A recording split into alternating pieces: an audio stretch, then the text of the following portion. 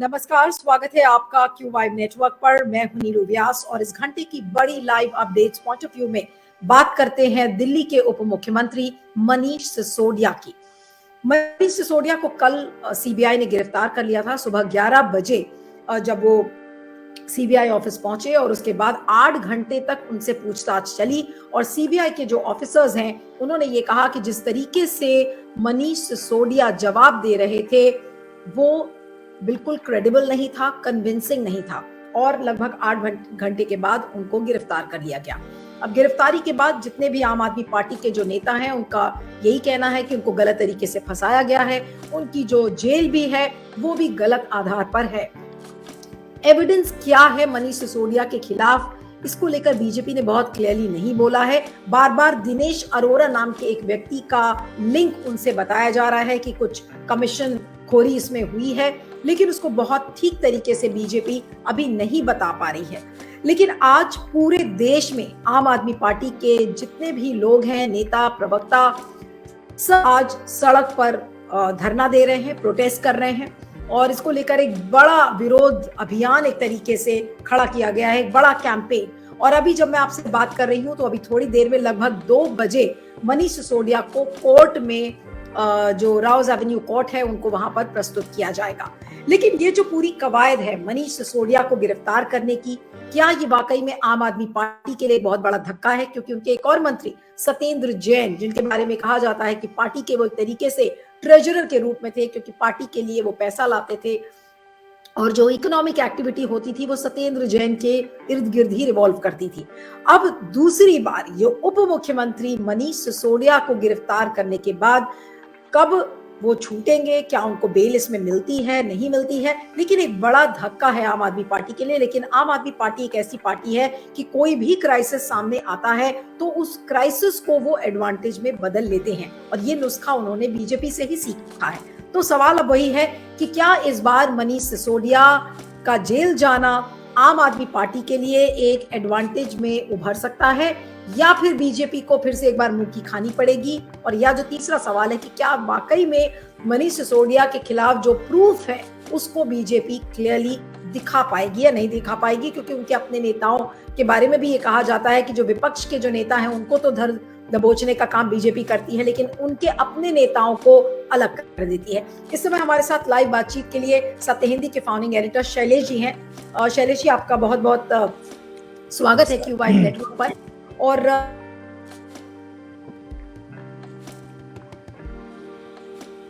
आवाज नहीं आ रही है इसको कि वो वाकई में एक एडवांटेज के रूप में इसको कन्वर्ट कर लेंगे। जी धन्यवाद दिलू जी। सबसे महत्वपूर्ण बात यह है कि ये एडवांटेज वगैरह में कन्वर्ट करेंगे कि नहीं ये तो बाद में बात आएगी। सबसे महत्वपूर्ण बात यह है कि इतने दिनों से जांच चल रही है, सीबीआई इसकी जांच कर रही है और भी एजेंसीज लगी हुई हैं।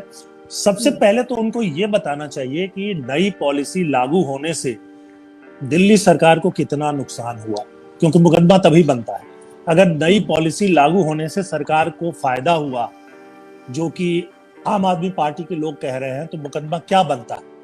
किसी सरकार की आमदनी को बढ़ा देना जो है वो मुकदमे का कारण तो बन नहीं सकता। इसलिए पहला जो मुद्दा है मेरे हिसाब से कि अभी तक केंद्र सरकार ने या सीबीआई ने या किसी भी एजेंसी ने ये नहीं बताया है कि इस नई पॉलिसी को लागू करने के बाद कितना नुकसान हुआ।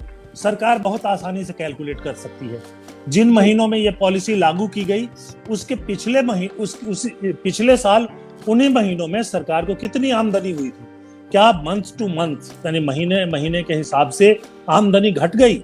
अगर घटी है तब तो मुकदमे की बात बनती है, अगर नहीं घटी है तो मुकदमे का आधार क्या बनता है ये बताना चाहिए। नहीं, लेकिन ये बताना आज के कितना नुकसान हुआ है ये बीजेपी के लिए क्यों मुश्किल है?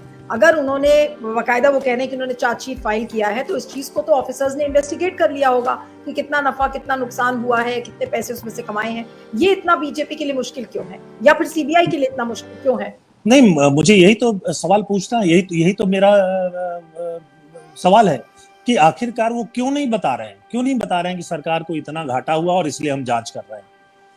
या तो आम आदमी पार्टी सही है, उनके लोग कहते हैं कि हम तो ये इससे सरकार को लाभ हो रहा था, लेकिन जो केंद्र सरकार और बीजेपी का कहना है कि लाभ नहीं हो रहा था, घाटा हो रहा, तो बता दो कितना घाटा हो रहा था, इसके आधार पर मुकदमा चलना चाहिए। पहली बात ये जो सवाल उठाया मैंने। दूसरा मुद्दा ये है कि दिल्ली में जो भी राज्य सरकार फैसला करती है उस पर जब तक उपराज्यपाल मुहर नहीं लगाते तब तक वो फैसला लागू नहीं हो सकता। दिल्ली सरकार को किसी अधिकारी के ट्रांसफर तक का अधिकार नहीं है। तो ये जो आबकारी नीति बनी थी, ये राज्यपाल जो पिछले राज्यपाल के पास भेजी गई थी, क्या राज्यपाल उन्होंने सहमति दी थी? अगर उन्होंने सहमति दी थी तो फाइनल अधिकारी वो होते हैं। क्या कार्रवाई हो रही है पिछले उपराज्यपाल पर, ये भी बताना चाहिए। क्योंकि अगर मनीष सिसोदिया उसके घेरे में है, मानता हूं कि मनीष है तो फिर अरविंद केजरीवाल भी है, लेकिन उपराज्यपाल कहाँ है? क्यों नहीं उसकी चर्चा हो रही है? क्यों नहीं बताया जा रहा है कि उपराज्यपाल ने किस आधार पर उस नई पॉलिसी को स्वीकृति दी थी और उसकी जिम्मेदारी? ये कहती है कि देखिए अगर गड़बड़ी नहीं होती तो वो विड्रॉ नहीं करते। अब क्या आम आदमी पार्टी ने ये जो शराब नीति थी उसको विड्रॉ कर लिया और इस वजह से क्या वाकई में आम आदमी पार्टी आपको लगता है कि वो बैकफुट पर है इस वजह से, क्योंकि उन्होंने विड्रॉ कर लिया और इसलिए फिर एलजी पर कोई सवाल कैसे करेगी बीजेपी?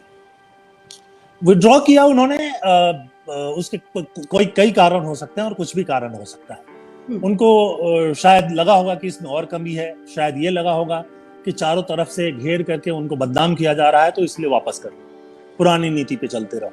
लेकिन मेरा सीधा सवाल है कि इस नीति को, नई नीति को उपराज्यपाल ने मंजूरी दी थी, वो कहाँ है पिक्चर में? ये बताओ ना। ये तो आप कह रहे हो कि इसमें सबकी सहमति थी, अरविंद केजरीवाल भी हैं शामिल। आप जो कह रहे हो मैं उस पर सवाल नहीं उठा रहा, मैं इस पे सवाल उठा रहा हूँ कि उपराज्यपाल कहाँ है, क्यों नहीं उन पर कार्रवाई हो रही है? ये एक बहुत महत्वपूर्ण मुद्दा है। एक ब्रेकिंग न्यूज इस समय आ रही है, मुझे लगता है कि मुझे व्यूअर्स को बता देना चाहिए कि जो देश के तमाम हिस्से हैं जहां पर आम आदमी पार्टी के कार्यकर्ता इस समय विरोध कर रहे हैं, गांधीनगर से खबर आ रही है कि बहुत सारे आम आदमी पार्टी के समर्थकों को पुलिस ने डिटेन किया है और देश के कई हिस्सों में इस तरीके की खबरें आ रही है कि डिटेन हो रहे हैं। लेकिन अभी थोड़ी देर पहले शैलेश जी, अरविंद केजरीवाल का ये कहना था कि सीबीआई के जो ऑफिसर्स हैं वो मनीष सिसोदिया की बहुत रिस्पेक्ट करते हैं और वो नहीं चाहते थे मनीष सिसोदिया की गिरफ्तारी, लेकिन उनको राजनीतिक रूप से उन सीबीआई ऑफिसर्स के ऊपर दबाव था और इसलिए उन्होंने मनीष सिसोदिया को अरेस्ट किया। अब अरविंद केजरीवाल का ये आपको कितना कन्विंसिंग लग रहा है और क्या ये एक पैंतरा भी हो सकता है? ये हो सकता है। जिस तरह से बीजेपी दबाव बना रही थी तो सीबीआई को लगा होगा कि गिरफ्तार कर लो, कोर्ट से छूट जाएंगे, जो भी होगा होगा, अभी तो हम क्यों सरकार का दबाव सहें। और इस तरह के कई मामले सामने आते हैं जिस पर यह संदेह हो रहा है लोगों को कि ये सरकार के दबाव में किया गया है। इस तरह की चीजें सामने आ रही हैं, लगातार आ रही हैं।